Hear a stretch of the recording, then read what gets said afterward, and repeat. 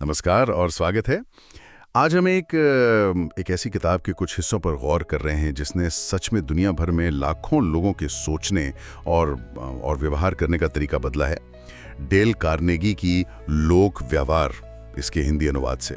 हाँ बिल्कुल, ये किताब महज एक किताब नहीं है, बल्कि ये तो मानवीय रिश्तों को समझने और सुधारने का एक प्रैक्टिकल गाइड जैसी है। सही कहा। आज हम इसी गाइड से कुछ सबसे असरदार नुस्खे क्या कहते हैं निकालने वाले हैं। बिल्कुल। तो इस विश्लेषण का मतलब इस चर्चा का मिशन साफ है, सुनने वालों के लिए इन अंशों से वो व्यवहारिक ज्ञान निकालना जो आपसी समझ और रिश्तों को बेहतर बनाने में काम आए। तो चलिए सबसे पहले उस चीज से शुरू करते हैं जिससे हम सब शायद रोज जूझते हैं, आलोचना। आलोचना, हाँ। किताब का पहला और बड़ा सिद्धांत है, आलोचना से बचें। हाँ, और कार्नेगी इसे साबित करने के लिए बड़े मजबूत उदाहरण देते हैं, जैसे कुख्यात अपराधी दोनाली बंदूक क्रॉली या फिर अल कपोन। हाँ, मैंने पढ़ा है। हैरानी की बात है, मतलब सोचने वाली बात है कि ये लोग खुद को अपराधी नहीं मानते थे। क्रॉले ने तो मरने से पहले कहा कि उसकी सजा लोगों की जान लेने के लिए नहीं, बल्कि खुद को बचाने के लिए है। कमाल है। और कुपोन, वो तो खुद को एक तरह का समाज सेवी समझता था, कहता था कि मैं लोगों का भला कर रहा हूँ। ये सुनने में अजीब लगता है, लेकिन इसमें शायद एक गहरा मनोवैज्ञानिक सच छुपा है ना? बिल्कुल। तो सार ये है, मतलब जो निचोड़ है वो ये कि इंसान का अहम, उसका ईगो उसे अपनी गलती मानने से रोकता है, चाहे वो कितना भी गलत क्यों ना हो। कट्टर से कट्टर अपराधी भी अपने कामों को सही ठहराने के लिए कोई ना कोई तर्क ढूंढ ही लेते हैं। तो जब आप सीधी आलोचना करते हैं ना, तो वो सीधा हमला होता है अहम पर। बिल्कुल, और नतीजा होता है बचाव, गुस्सा, न कि बदलाव। जैसे वो थियोडोर रूजवेल्ट ने जब राष्ट्रपति टैफ्ट की सार्वजनिक आलोचना की। हाँ, वो किस्सा। तो टैफ्ट ने अपनी गलती मानने के बजाय और ज्यादा बचाव किया। नतीजा, पार्टी बंट गई। कहते हैं इतिहास बदल गया, लेकिन टैफ्ट नहीं बदले। आलोचना अक्सर कड़वाहट ही पैदा करती है, फायदा कम। तो क्या इसका मतलब ये हुआ कि हम कभी किसी को कुछ कह ही नहीं सकते अगर कोई गलत कर रहा है तो? नहीं, मतलब ये नहीं है, बिल्कुल नहीं। लेकिन तरीका मायने रखता है। देखिए ना, लिंकन का उदाहरण। हाँ, लिंकन अपनी जवानी में वो भी काफी आलोचनात्मक थे, लिखते थे लोगों के बारे में। लेकिन बाद में उन्होंने जनरल मीट को लिखा गया एक बेहद तीखा पत्र सिर्फ इसलिए नहीं भेजा क्योंकि उन्हें एहसास हुआ कि इससे मीट का भला नहीं होगा और ना ही स्थिति सुधरेगी। बिल्कुल, भेजने से कुछ हासिल नहीं होता। ये आत्म संयम और समझदारी का बेहतरीन उदाहरण है। वक्त के साथ वो सीख गए। और एक सकारात्मक तरीका भी है, जैसे वो टेस्ट पायलट बॉब हूवर की कहानी। हाँ, वो कमाल की कहानी है। एक बार उनके मैकेनिक ने गलती से उनके हवाई जहाज में गलत ईंधन डाल दिया। जहाज बर्बाद हो सकता था, जान जा सकती थी। हूवर ने मैकेनिक को डांटने की बजाय अगले दिन उसे अपने दूसरे कीमती जहाज की सर्विसिंग करने को कहा और कहा, मैं चाहता हूं तुम्हें पता चले कि मुझे तुम पर भरोसा है। ये बहुत बड़ी बात है। सोचिए, इस व्यवहार ने उस मैकेनिक पर क्या असर डाला होगा। आलोचना शायद उसे हमेशा के लिए रक्षात्मक बना देती, या शायद वो नौकरी छोड़ देता। सही कहा। आलोचना अक्सर बूमरैंग की तरह होती है, घूमकर आप पर ही आती है।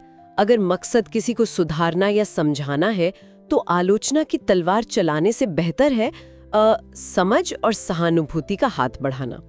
दूसरों को दोष देना तो बहुत आसान है। हाँ, वो तो है। पर समझना ज्यादा फायदेमंद है और ज्यादा मुश्किल भी। यहीं पर असली समझदारी दिखती है। ठीक है, तो ये बात पक्की हुई कि आलोचना से बचना है, पर इसकी जगह क्या करें? मतलब खालीपन तो नहीं छोड़ सकते ना। यहीं कार्नेगी का दूसरा सिद्धांत आता है, सच्ची प्रशंसा। हाँ, प्रशंसा। ऐसा लगता है कि महत्वपूर्ण महसूस करने की इच्छा इंसान की सबसे बुनियादी जरूरतों में से एक है। मतलब हर कोई चाहता है कि उसे अहमियत मिले। एकदम सही। चार्ल्स श्वाब, जिन्हें एंड्रयू कार्नेगी उस जमाने में $10 लाख सालाना देते थे, सोचिए कितनी बड़ी रकम थी। वो कहते थे कि उनकी सबसे बड़ी खूबी लोगों से काम लेने की क्षमता थी। और इसका राज? प्रशंसा और प्रोत्साहन। वो कहते थे, मैं कभी किसी की आलोचना नहीं करता, मैं लोगों को काम करने के लिए प्रोत्साहित करने में विश्वास रखता हूँ। इसलिए मैं तारीफ करने के लिए हमेशा तैयार रहता हूँ, पर नुक्स निकालने में हिचकिचाता हूँ। वाह। और ज़िगफ्रेल्ड का भी उदाहरण था शायद। हाँ, फ्लो ज़िगफ्रेल्ड। वो अपनी शो गर्ल्स को महंगे तोहफे देकर और उनकी तनख्वाह बढ़ाकर उन्हें खास महसूस कराते थे। वो जानते थे कि लोग पैसे से ज्यादा सम्मान और पहचान के भूखे होते हैं। लेकिन यहाँ एक बहुत महीन रेखा है प्रशंसा और चापलूसी के बीच, है ना। कई बार तारीफ बनावटी लगती है, पता चल जाता है कि ये सिर्फ मक्खन लगाया जा रहा है। आपने बहुत जरूरी सवाल उठाया। सच्ची तारीफ और चापलूसी में जमीन आसमान का फर्क है।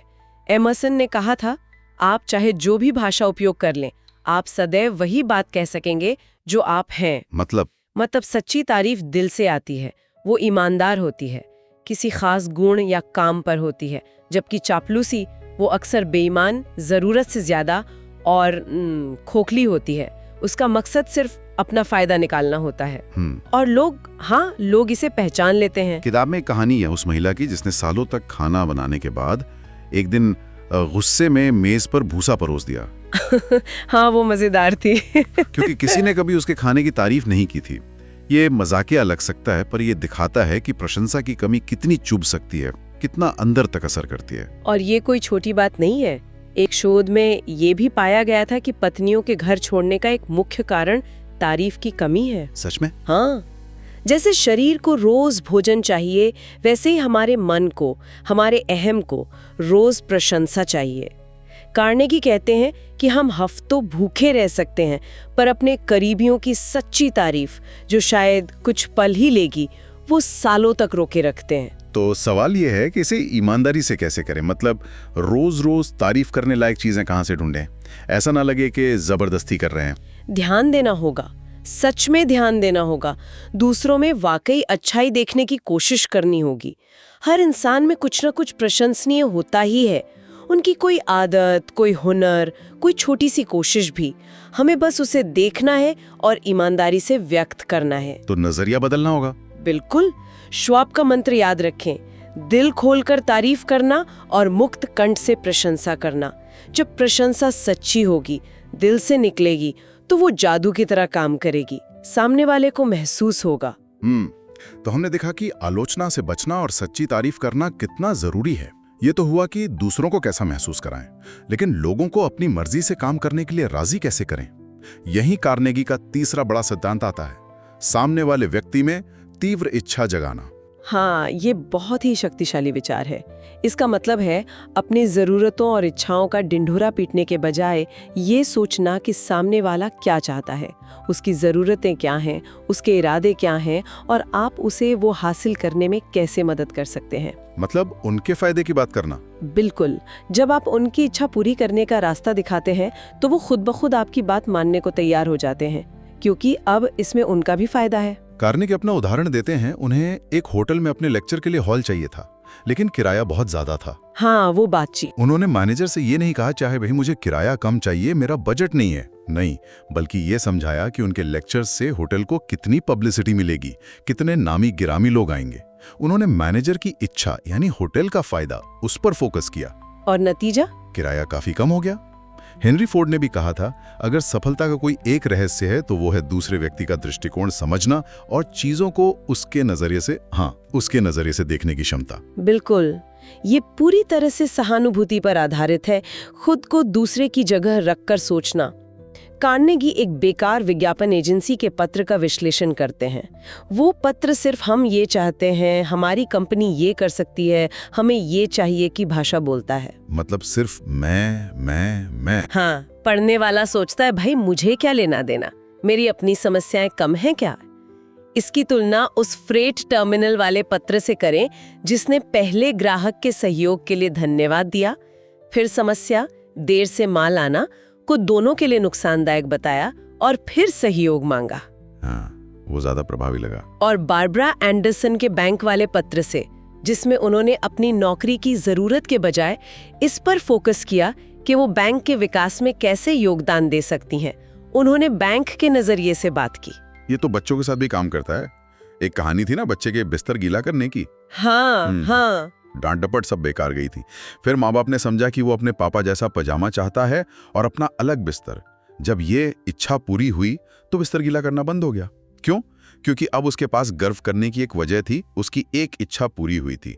तो यहाँ बात बच्चे की इच्छा समझने की थी, उसे डांटने की नहीं। बिल्कुल। और पेशेवर दुनिया में दूसरों को ये महसूस कराना कि विचार उनका अपना है, ये एक बेहद शक्तिशाली तकनीक है। कर्नल हाउस राष्ट्रपति विल्सन को ऐसी सलाह देते थे। अच्छा, कैसे?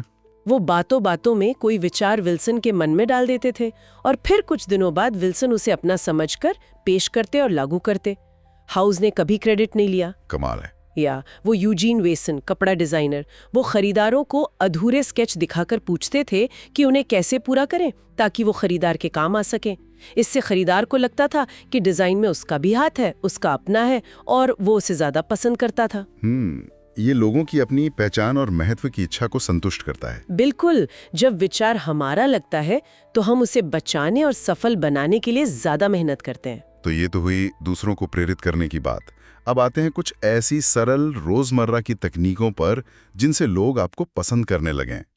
कार्नेगी कहते हैं कि लोगों को अपना बनाने के लिए सबसे मीठी आवाज जो उनके कानों को लगती है वो उनका अपना नाम है। हाँ, नाम याद रखना वाकई कमाल कर सकता है। ये छोटी सी बात लगती है पर असर बहुत बड़ा होता है। कार्नेगी ने जॉर्ज पुलमन को खुश करने के लिए अपनी स्लीपर कार कंपनी का नाम पुलमन पैलेस कार कंपनी रख दिया था। अच्छा। हाँ, और जिम फार्ले, जिनके बारे में कहा जाता है कि उन्हें 50,000 लोगों के नाम याद थे, उनकी राजनीतिक सफलता का एक बड़ा कारण यही था। फ्रैंकलिन रूजवेल्ट भी अपने छोटे से छोटे कर्मचारी का नाम याद रखते थे। तो नाम याद रखना ये दिखाता है कि आप सामने वाले को महत्व देते हैं, कि वो आपके लिए सिर्फ एक चेहरा नहीं है। बिल्कुल, वो एक व्यक्ति है। और सिर्फ नाम ही नहीं, एक सच्ची मुस्कान भी है ना। ये बिना कुछ कहे बहुत कुछ कह जाती है, एक गर्मजोशी लाती है। एकदम।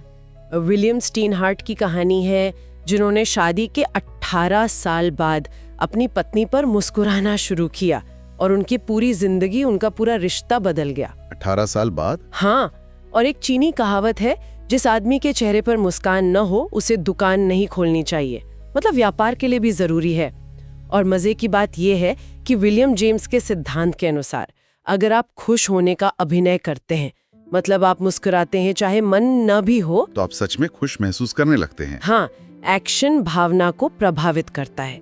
यानी मुस्कुराने से न सिर्फ दूसरे प्रभावित होते हैं बल्कि आप खुद भी बेहतर महसूस करते हैं। तो ये तो विन विन है। पसंद किए जाने का एक और राज है एक अच्छा श्रोता बनना। शायद ये सबसे मुश्किल कामों में से एक है आजकल। ओ हाँ, आजकल सुनना कौन चाहता है, सब बोलना चाहते हैं। कार्नेगी उस महिला का जिक्र करते हैं जो अपनी अफ्रीका यात्रा के बारे में बताने को इतनी बेताब थी, उसे बस एक ध्यान से सुनने वाला चाहिए था। उसे सलाह नहीं चाहिए थी, बस कोई सुन ले। हाँ, और एडवर्ड बॉक एक सफल संपादक इसलिए बने क्योंकि वो लोगों को उनके बारे में बोलने के लिए प्रोत्साहित करते थे, उनकी सुनते थे। जब आप ध्यान से सुनते हैं तो आप सामने वाले को सबसे बड़ा कॉम्प्लीमेंट दे रहे होते हैं। और सुनते समय या बातचीत करते समय ये भी जरूरी है कि आप दूसरे व्यक्ति की रुचियों के बारे में बात करने की कोशिश करें। बिल्कुल, वो वकील याद है जिसने युवा थियोडोर रूजवेल्ट से पहले उनकी पसंद की नावों के बारे में बात की। हाँ, हाँ। और उसके बाद अपनी बात रखी। इससे तुरंत एक कनेक्शन बनता है।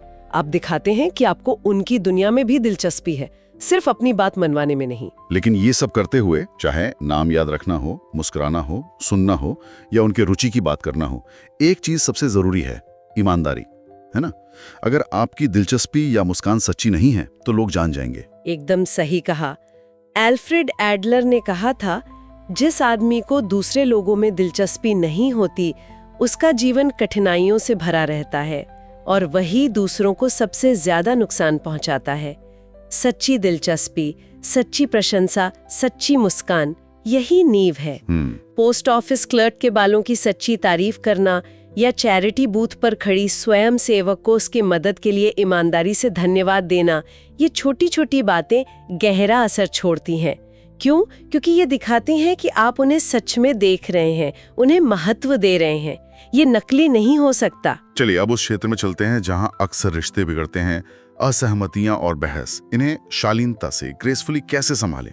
कार्नेगी का पहला उसूल है, बहस से हर कीमत पर बचें। हाँ, वो तो कहते थे बहस से कभी कुछ हासिल नहीं होता।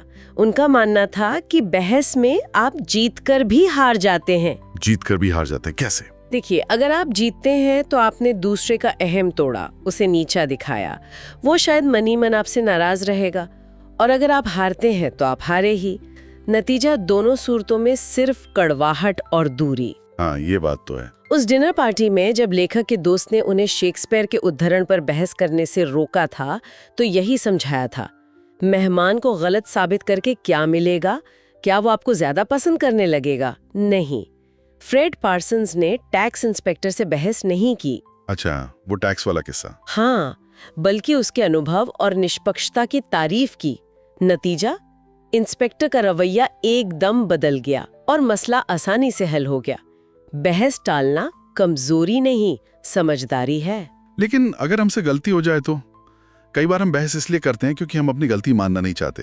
वो अहम आड़े आ जाता है फिर से। बिल्कुल, यही दूसरा सिद्धांत आता है। अगर आप गलत हैं तो अपनी गलती तुरंत जोर देकर और पूरी ईमानदारी से मान लें, हिचकिचाए नहीं। तुरंत? हाँ, तुरंत। इसमें एक दिलचस्प मनोवैज्ञानिक पहलू ये है कि जब आप खुद अपनी आलोचना कर लेते हैं पूरी शिद्दत से, तो सामने वाले के पास कहने को कुछ बचता ही नहीं, वो अक्सर नरम पड़ जाता है। हाँ, हवा निकल जाती है गुब्बारे की। ठीक वैसे ही वो आपको माफ करने या उदार होने की सोचने लगता है।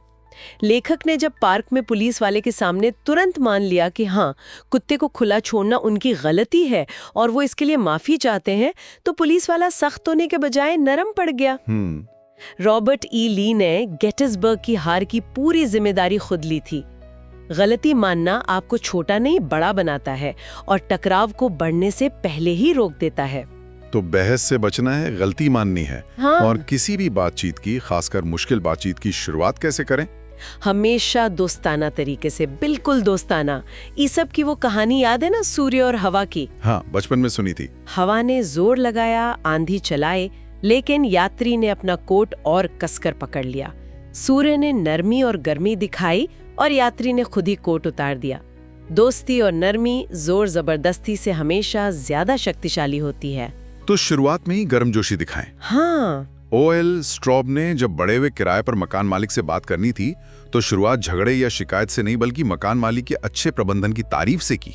माहौल दोस्ताना बनते ही बात करना आसान हो गया। और बातचीत के दौरान सुकरात की पद्धति अपनाने की भी बात थी। हाँ हाँ प्रतिक्रिया, ये क्या है? इसका मतलब है कि आप बातचीत की शुरुआत ऐसे सवालों से करें या ऐसी बातों से करें जिन पर सामने वाला सहमत हो।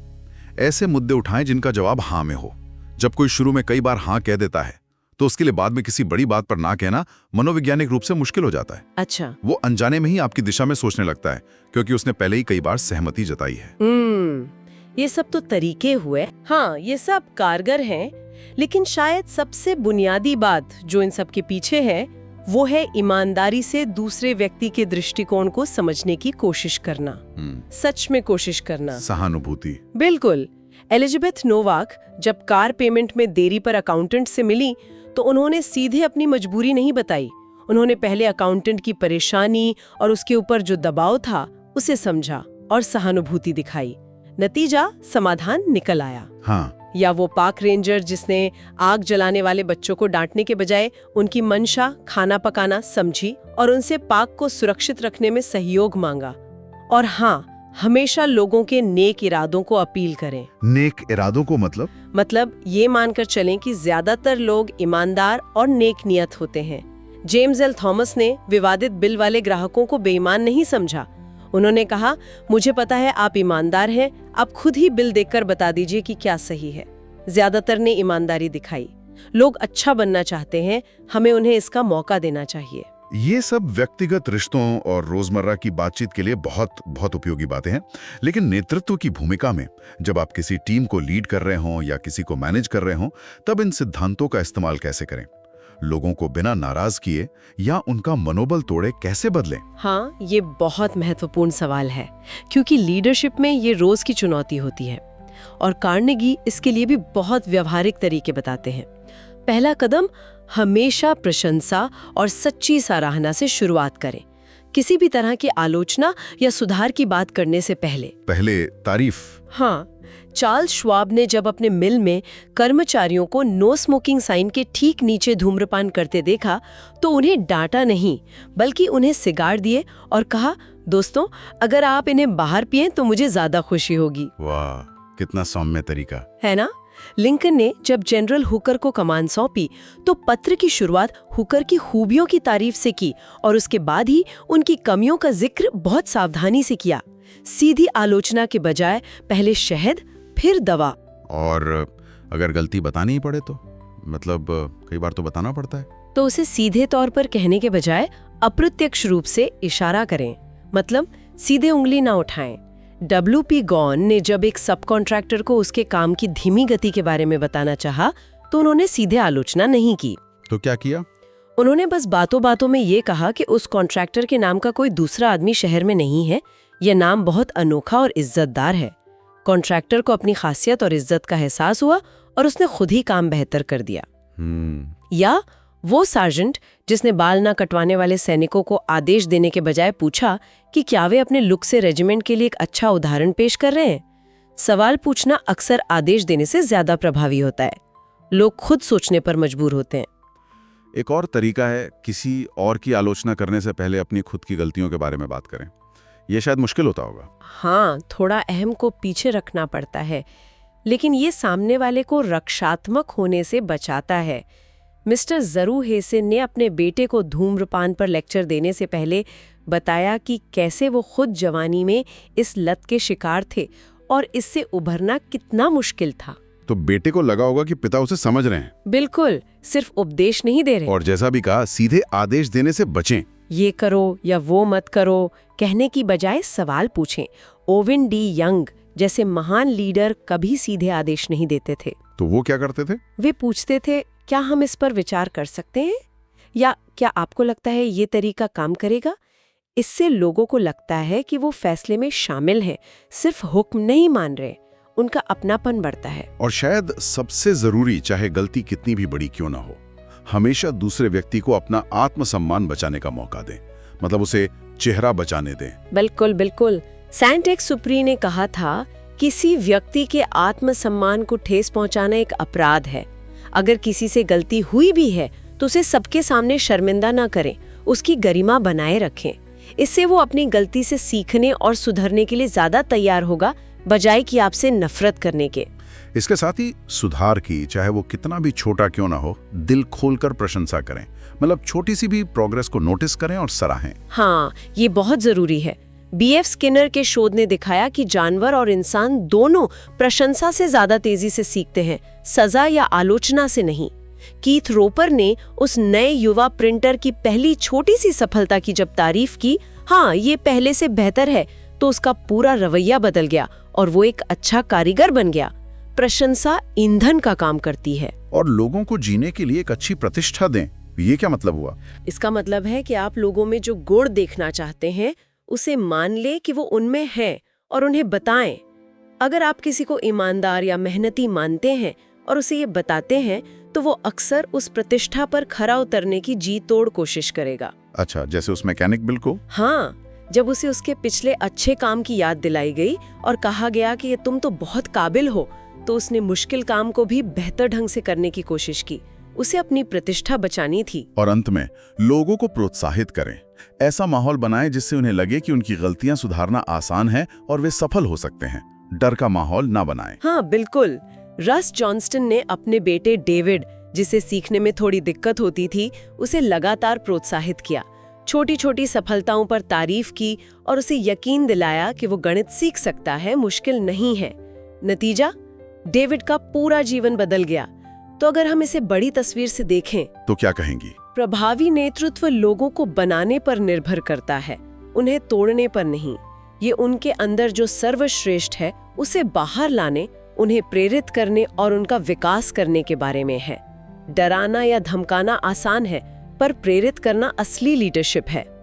तो इन सारी बातों का, इतनी सारी कहानी और सिद्धांतों का निचोड़ क्या निकलता है? ऐसा लगता है कि प्रभावी मानवीय संबंध, चाहे वो व्यक्तिगत हो या पेशेवर, कुछ बहुत ही बुनियादी चीजों पर टिके हैं।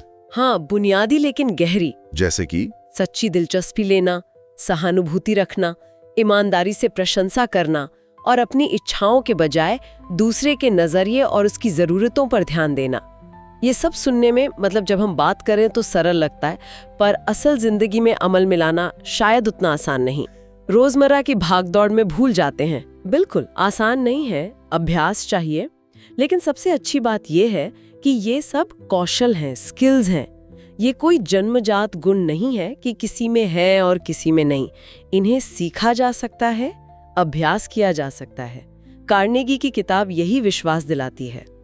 और स्रोत यानी ये किताब इस बात पर बहुत जोर देती है कि इन सिद्धांतों को सिर्फ जानना काफी नहीं है, उन्हें रोजमर्रा की जिंदगी में लगातार और ईमानदारी से लागू करना जरूरी है।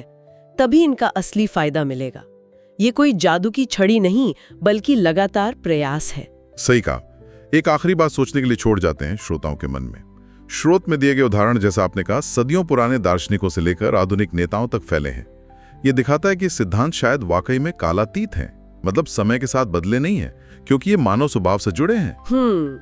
मानव स्वभाव तो कमोबेश वैसा ही रहता है। तो जरा सोचिए, अगर अगली बार किसी ऐसी बातचीत में जहां असहमति या किसी मुश्किल की आशंका हो, इनमें से सिर्फ एक सिद्धांत मान लीजिए, बहस से बचने का सिद्धांत, या ईमानदारी से प्रशंसा करने का जानबूझकर होशपूर्वक अलग तरीके से लागू किया जाए, तो नतीजा कितना अलग हो सकता है। हाँ, सिर्फ एक छोटा सा बदलाव शायद कोशिश करने लायक हो।